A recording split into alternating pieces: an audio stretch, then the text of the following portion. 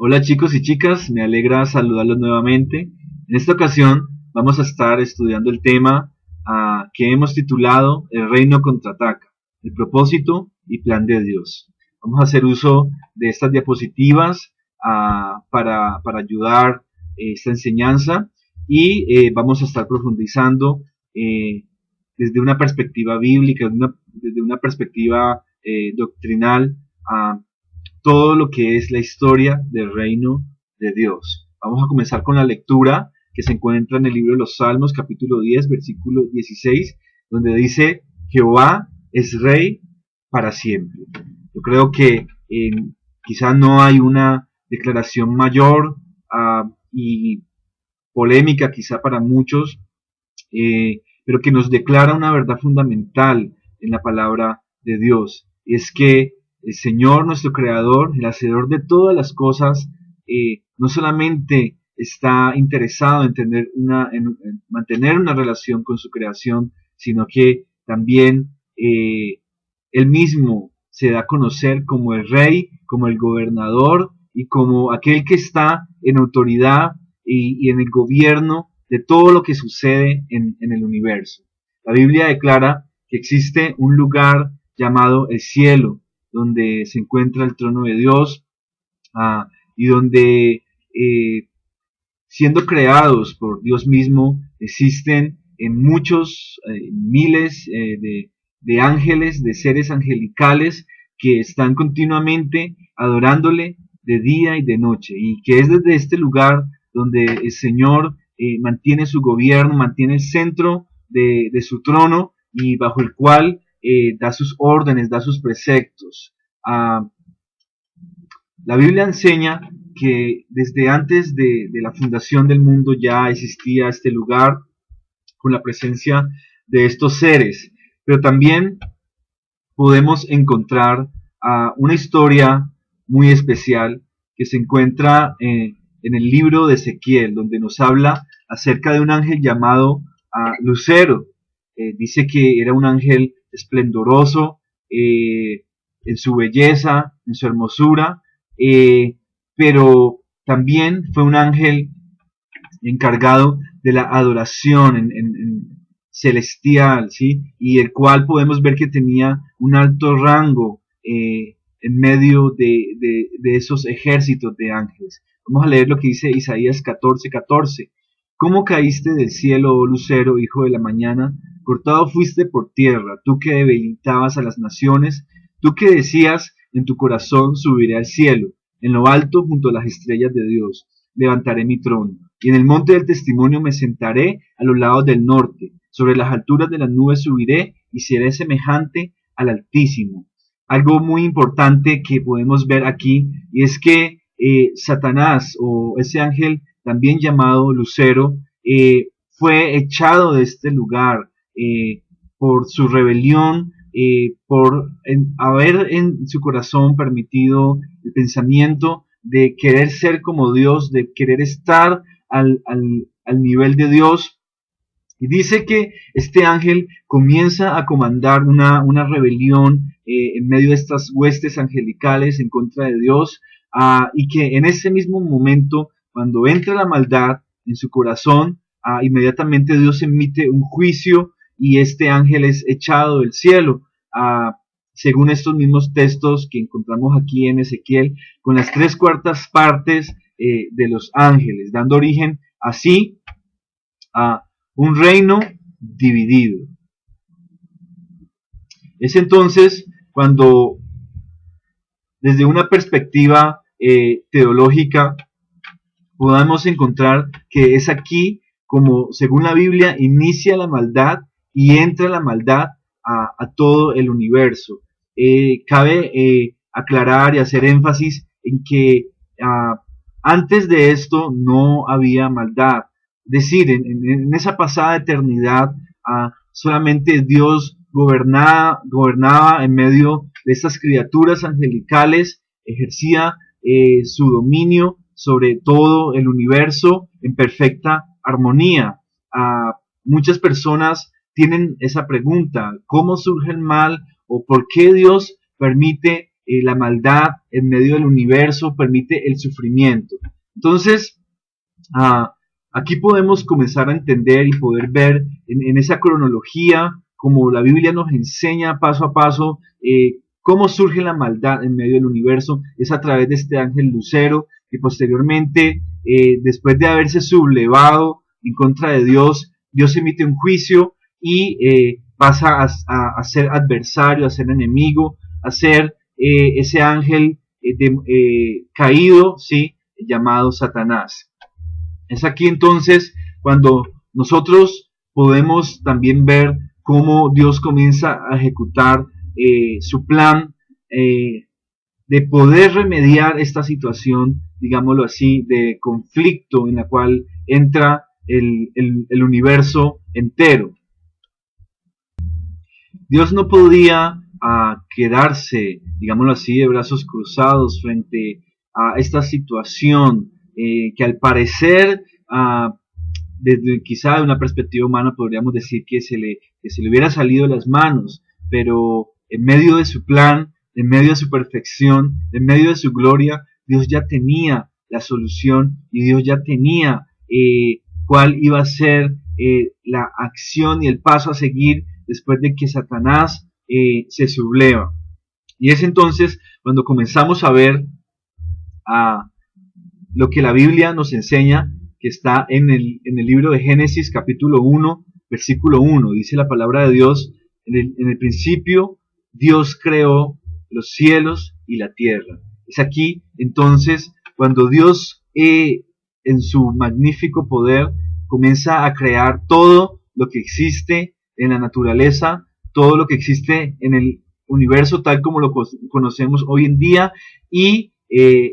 como lo enseña el libro de Génesis, comienza a hacer una nueva creación y a ejecutar un plan luego de que sucede esta rebelión. Entonces Dios crea los cielos, crea la tierra, y como dice Génesis 1:26, entonces dijo Dios: hagamos el hombre a nuestra imagen, conforme a nuestra semejanza. Y vemos nuevamente un orden, digamos que mantenido por Dios en un lugar maravilloso llamado el Jardín del Edén, que la Biblia nos muestra como un paraíso donde había una perfecta armonía entre esa creación de Dios y entre el hombre. Hay algo particular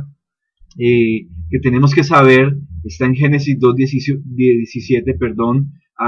y nos muestra aquí cómo Dios a esas criaturas humanas, a ese hombre y esa mujer, los crea con un libre albedrío, con una capacidad también de decidir el bien y el mal. Es bastante curioso cómo no solamente Dios le da un lugar de privilegio y Dios da una nueva oportunidad a su creación, sino que al igual que esos ángeles que se sublevaron en su contra, también da al ser humano un libre albedrío. Es entonces cuando el hombre, teniendo esta oportunidad gloriosa de vivir en la presencia de Dios, de estar en ese lugar tan especial, desecha contra toda lógica, contra toda razón, y inmediatamente a través de la acción de Satanás nuevamente entra en tentación y cae bajo esa red de Satanás, bajo esa sublevación que Satanás está liderando, y inmediatamente tienta al hombre para también unirse en contra de esa sublevación contra Dios y querer llegar a ser como dioses, querer llegar a tomar el control, el orden del universo. Y bajo esta soberbia, bajo esta altivez, bajo este pecado de querer ser como Dios, es como entonces dice la Biblia que entra la maldad a la humanidad, y con ella algo que nos afecta a todos, como es el pecado y es la muerte. Como un efecto, inmediatamente de esa sublevación de la humanidad en contra de Dios, como esa elección de la humanidad de preferir las tinieblas en lugar de la luz, de preferir vivir en medio de esa mentira en lugar de cobijarse y seguir la verdad que solamente está en el Señor. Entonces, en ese momento dice la palabra que el plan de Dios sigue ejecutándose. Y inmediatamente Adán y Eva cometen este pecado y caen en medio de esta rebelión. Dios da una orden y emite un juicio que encontramos en Génesis capítulo 3, versículo 14, donde dice: y pondré enemistad entre ti y la mujer, y entre tu simiente y la simiente suya. Esta te herirá en la cabeza, y tú le herirás en el calcañar. Y es así como finalmente Adán y Eva son expulsados de este lugar también, son expulsados de la presencia de Dios, y conlleva esto a una cantidad de consecuencias para toda la humanidad hasta el día de hoy. Es importante nosotros poder analizar y profundizar cómo en este mismo versículo podemos ver ese plan profético donde Dios manifiesta su voluntad y donde Dios ya comienza a hablar acerca del futuro de la creación como tal. A pesar de esa sublevación de Satanás y aún de Adán y Eva y de la humanidad entera, Dios sigue siendo Dios. Dios sigue estando al frente de toda situación que corresponde al universo. Dios sigue estando al frente de toda circunstancia. Él sigue ejecutando sus juicios, sus preceptos. Él sigue con cada palabra que sale de su boca dando orden en medio de ese caos que se originó cuando surge la maldad provocada por Satanás y por la rebelión en la que entra toda la humanidad. Retomando ese orden profético y analizando esta orden que Dios da, podemos encontrar algo bien importante, y es ya como el Señor comienza a hablar de lo que haría Jesús, el Hijo de Dios, y cómo a través de esta palabra profética se emite un juicio y lo que sería una doble restauración del orden divino en el universo. Hablando primeramente en la restauración del reino de Dios que había sido quebrado, que había sido dividido, que había sido suplantado por Satanás, pero también la restauración de la raza humana, del ser humano, de la muerte y del pecado y de todas las consecuencias que el pecado trae con él. Entonces vemos como aquí ya se habla de cómo Jesús iba a aplastar la cabeza de la serpiente, pero también cómo el Hijo de Dios tendría que sufrir y tendría que ser humillado, ser maltratado, hasta finalmente morir por causa de la obediencia y por causa de esta doble restauración del reino de Dios y de la dignidad del ser humano. Entonces es así como Mateo capítulo 1 versículo 1 encontramos dos títulos que quizás muchos hemos pasado desapercibido, pero que nos enseñan mucho y nos hablan grandes cosas acerca de ese propósito tan grande que Jesús y que el Padre tenía sobre su Hijo. Mateo 1.1 dice: el Hijo de David, Hijo de Abraham. Y aquí vemos cómo Jesús tendría que ser del linaje de Abraham, pero también del linaje de David. Y algo muy particular es que cuando vamos a ver quién fue el hijo de Abraham, encontramos a Isaac, el cual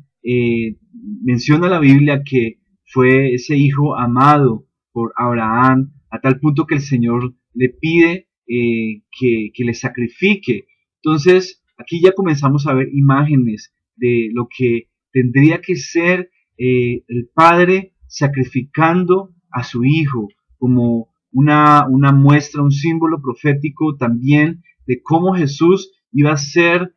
humillado y cómo Jesús iba a morir finalmente en la cruz. Pero también al hablar de el hijo de David, podemos encontrar al rey Salomón, el cual menciona la Biblia,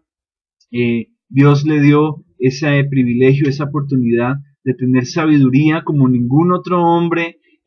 pero también un reino que le fue añadido por Dios, dado su corazón de agradar a Dios en todo, y cómo ese reino llegó a ser la máxima extensión a la cual pudo haber llegado el reino de Israel, en riquezas, en gloria, en imperio, en dominio. Y aquí vemos también una imagen, como la palabra nos enseña, de ese Cristo victorioso, ese Cristo que venció a la muerte, ese Cristo que resucitó y ese Cristo que finalmente derrota a Satanás y toma ese legado de victoria. Aquí vemos también en esta imagen de Cristo como el Rey soberano, no un rey que es impuesto, no un reinado de un dictador, sino de aquel que fue la máxima expresión de un siervo, aquel que siendo Dios se humilló hasta convertirse, hasta tomar forma de un ser humano para ser humillado de la peor manera y para tener la peor de las muertes, para restaurar nuevamente ese reino. Acuérdese usted que Jesús hizo esto en obediencia. Yo quiero invitarles a que leamos lo que la palabra declara en el libro de Filipenses, capítulo 2, versículo 5, dice: la actitud de ustedes debe ser como la de Cristo Jesús, quien siendo por naturaleza Dios, no consideró ser igual a Dios como algo a que aferrarse. Por el contrario, se rebajó voluntariamente, tomando la naturaleza de siervo y haciéndose semejante a los seres humanos. Y al manifestarse como hombre, se humilló a sí mismo y se hizo obediente hasta la muerte y muerte de cruz. Por eso Dios lo exaltó hasta lo sumo y le otorgó el nombre que está sobre todo nombre, para que ante el nombre de Jesús se doble toda rodilla en el cielo, en la tierra y debajo de la tierra, y toda lengua confiese que Jesucristo es el Señor, para gloria de Dios Padre. Filipenses capítulo 2, versículo 5 al 11. Entonces, aquí encontramos cómo Jesús es aquel que es digno de ser llamado Rey soberano, porque fue obediente hasta lo sumo, fue obediente hasta la muerte. Y aquí vemos cómo el Señor da ese ejemplo frente al universo, frente a todas las criaturas angelicales y frente a la misma humanidad, de aquel que teniendo libertad para haber tomado quizá otro camino, quizá otra decisión, se sacrificó a sí mismo para poder ordenar nuevamente ese reino y para poder tomar nuevamente y restaurar ese orden primario de las cosas, para que todo aquel, como dice la palabra, que aquel que en él crea no se pierda, sino que tenga vida eterna, también para llevarnos a cada uno de nosotros a ser parte de ese reino. Es aquí donde podemos encontrar la sabiduría de Dios en medio de ese plan, en medio de la historia, en medio de la historia de la iglesia y del actuar de Dios en medio de las naciones. Otra figura que encontramos aquí muy importante es lo que encontramos en Isaías 53:7, donde dice: el siervo de Jehová que es llevado como cordero al matadero. Y aquí encontramos otras dos figuras proféticas en la palabra, donde se habla de Jesús como el cordero y como el león. Entonces, a lo largo de toda la palabra de Dios se desarrolla esta profecía y vemos cómo Juan anuncia a Jesús como el Cordero de Dios que quita el pecado del mundo, y cómo Jesús finalmente iba a cumplir ese orden profético que le fue mostrado a Moisés, en el cual se sacrificaba un cordero en lugar del pecado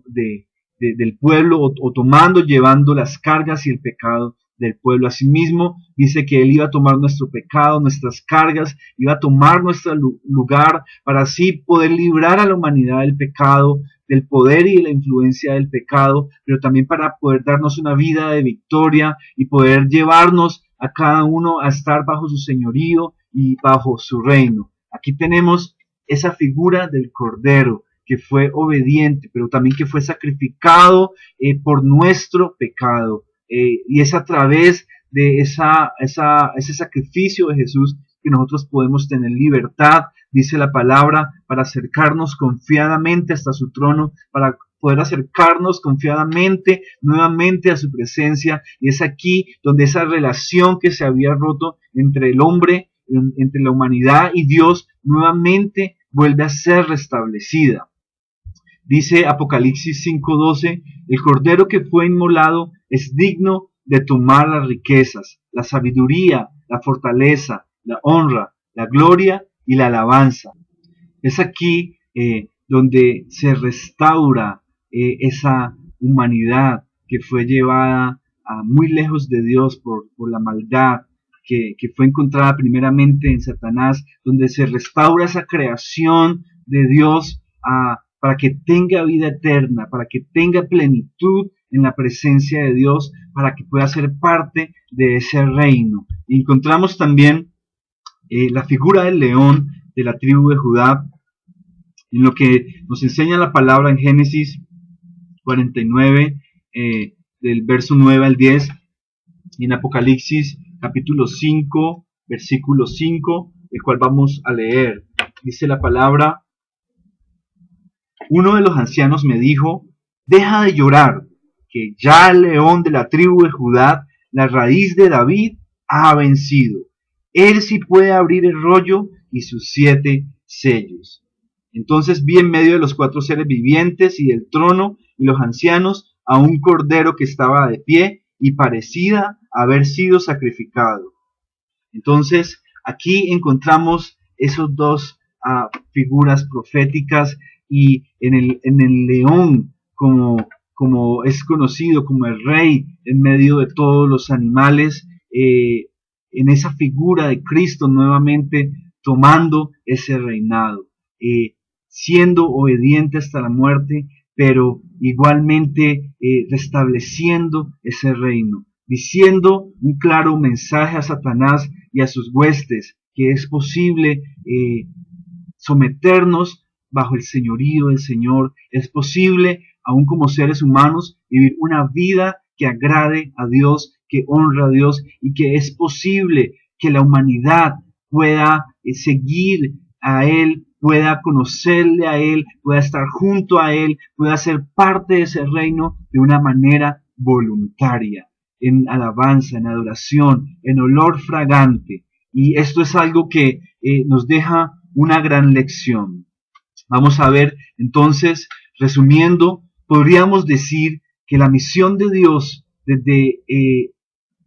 estos tiempos hasta la hora o los días en que vivimos es restaurar el reino, pero también es la redención de la humanidad del pecado y de la muerte eterna. Entonces, lo hemos visto a través de esta serie de símbolos, cómo el propósito de Dios fue a través de Jesús restaurar ese reino, y cómo esto implica que hoy en día como iglesia nosotros somos llamados a dejarnos usar por Él para seguir extendiendo ese reino hasta lo último de la tierra,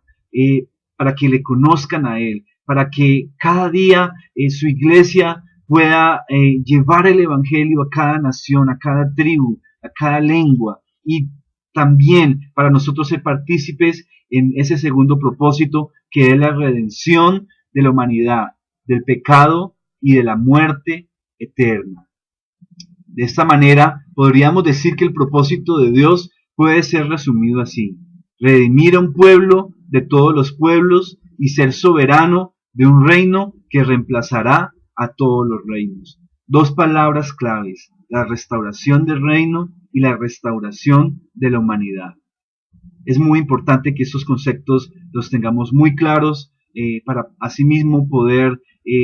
ejercer un ministerio que sea integral, para asimismo saber cómo hoy en día somos parte aún de esa misión de Dios y cómo hemos sido llamados a ser instrumentos suyos y estar activos en esa misión eterna. Dios los bendiga, muchachos.